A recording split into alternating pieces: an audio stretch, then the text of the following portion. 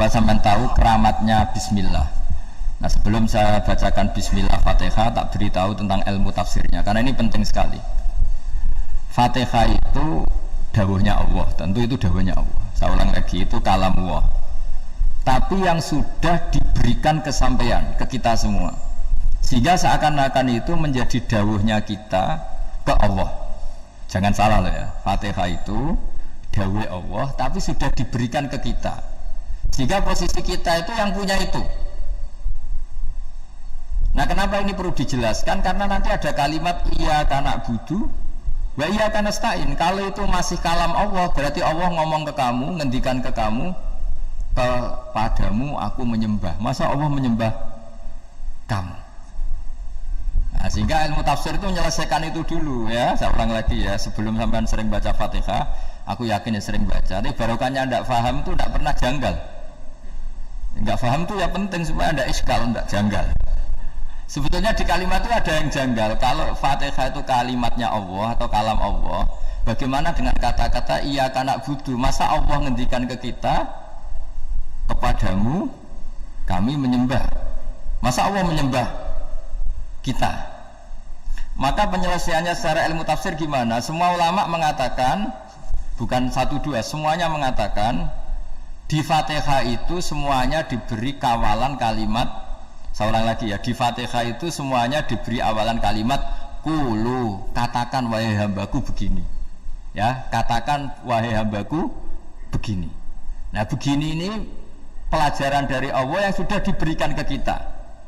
Terus kita mengatakan bismillahirrahmanirrahim, alhamdulillahirabbil, termasuk kita mengatakan iyyaka na'budu wa iyyaka nasta'in. Jangan bayangkan Allah ngendikan ke kita. Kalau Allah ngendikan kita berarti gini, hei wahyu ihdinas siratal mustaqim, tunjukkan saya jalan yang benar. Nah, nanti kamu terus, ya Allah, Anda aja minta pertolongan saya minta tolong siapa? Kan jadi panjang kan. Ya, saya ulang lagi ya. Jadi itu di Ulumul Quran diterangkan gimana? Sebelum baca Fatihah, ya. Fatihah itu kalamullah, ngendikane Allah, tapi yang sudah diajarkan ke kita dan sudah milik kita, sehingga kalimat itu menjadi milik kita. Tapi ya kalamullah, tetap kalamullah, tapi sudah menjadi milik kita. Udah paham ya? Ya pinter nah. Ya, karena kalau tanpa penjelasan seperti ini, Anda akan iskal. Bagaimana Allah, iskal itu janggal. Bagaimana Allah mengatakan iya karena butuh? Kan jadi aneh ya? Ya, jadi tak jelaskan secara ilmiah ya. Jadi kata ulama-ulama tafsir, ayat-ayat Quran seperti ini sebetulnya dimulai dari qulu, apa? Meskipun enggak dilafatkan. Itu kan sama dengan qul huwallahu ahad Muhammad, katakan kalau Tuhan itu satu. Ya, namanya Quran itu kan kalam Allah, membina nabinya, membina umatnya. Makanya dikatakan atau enggak, di sini tersembunyi kata qulu, katakan. Ya, jadi ya ibarat apa itu, kamu ngajari anak kamu lah, panggil jenengan bapak kulo. Itu maksudnya anak itu, kalimat itu kalimat kamu, tapi kamu ajarkan ke anak kamu. Terus anak kamu bilang, Pak jenengan bapak kulo.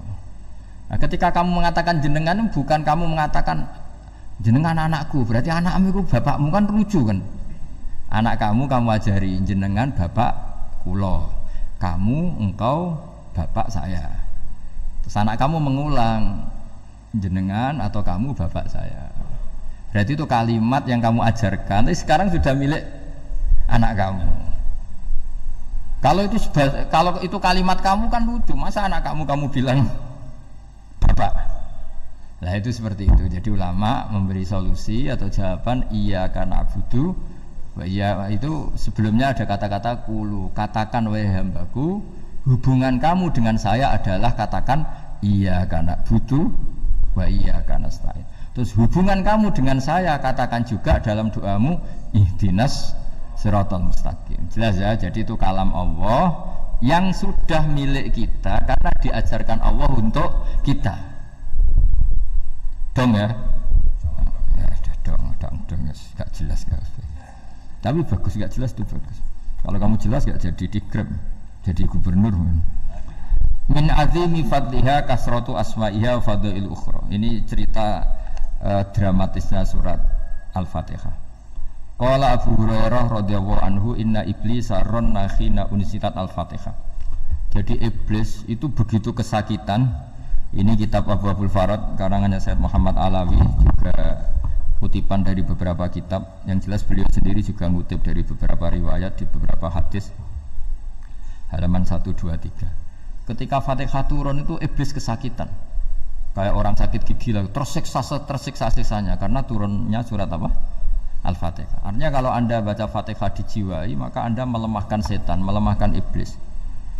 Wa qala Mujahid, khina unzilat Fatihatul kitab ronna fastama indahu asyayatin. Jadi ketika Fatihah itu turun, iblis itu terkapar lah kira-kira. Sampai dijenguk banyak setan.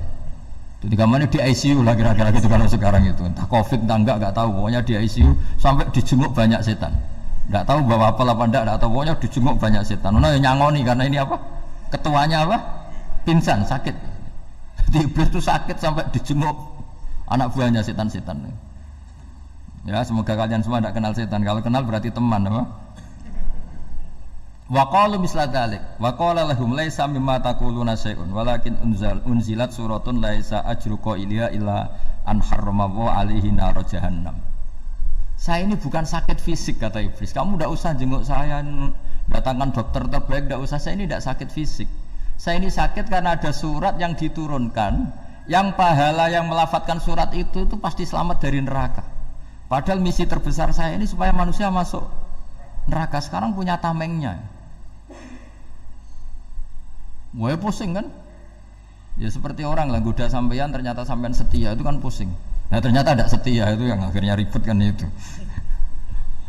Jadi iblis itu cita-cita terbesarnya kan semua orang itu masuk neraka. Nah sekarang turun satu surat yang gara-gara surat itu siapapun yang baca dijamin selamat dari neraka. Jadi walakin unzilat suratun laisa ajru qailiha illa an harramallahu alaihi nar jahannam.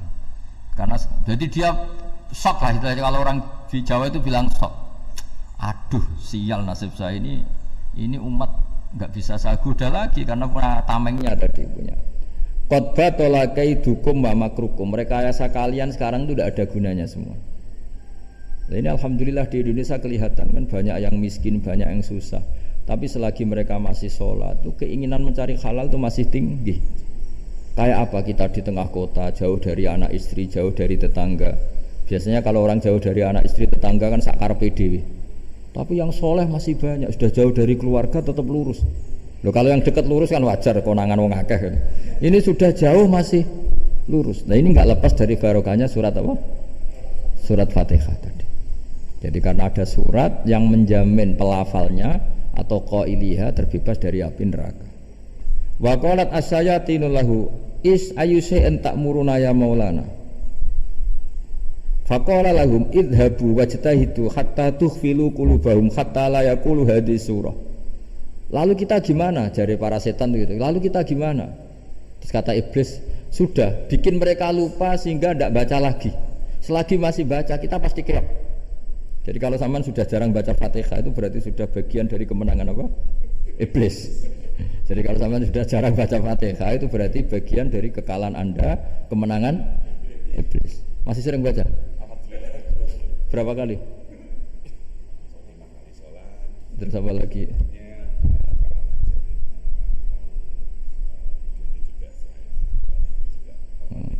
Kok 5 kali tok itu? Berarti pas salat fardu tok itu. Enggak 5 kali itu mendingan itu 17. Kamu itu ngitungnya jangan 5 ini.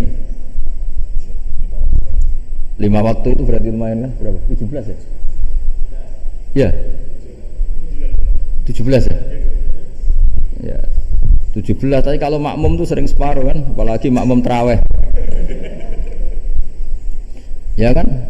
Makmum tarawih itu bacanya Fatihah ada yang sempurna enggak ya? Ya enggak lah. Baru alhamdulillahirabbil alamin mampu ruku ikut ruku gitu. Makmum kan yang tarawih lah Mas. Kalau tarawih jarang sempurna ya.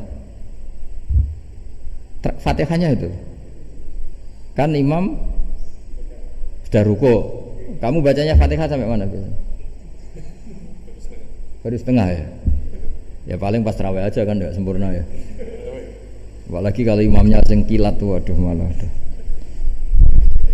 Nah, ketika Fatihah itu sebegitu keramatnya, sebegitu topnya, itu setan rapat, singkat cerita itu yang tadi dipimpin oleh iblis yang sedang terkapar apa? Terus tali obatnya enggak ada, cuma dia shock karena ada surat yang turun yang melafatkan itu pasti selamat dari apa? Neraka. Nah, ini gimana saran Anda? Terus sarannya adalah bikin orang-orang itu lupa tidak baca Fatihah. Nah, ini rapatnya iblis. Idzabu wajtahidu hatta tughfilu qulubahum hatta la yaqulu hadhihi surah. Kala yuksiru qira'ataha wa la yakunu lahum ajrun wa thawabun bal yakunu lahum adzabun wa iqabun. Jadi saya mohon selama ini Anda sudah baca, tapi mungkin hanya rutin saja. Napa rutin saja? Tapi barokahnya ngaji ini kamu punya kekuatan atau punya semangat membaca karena ini surat yang luar biasa.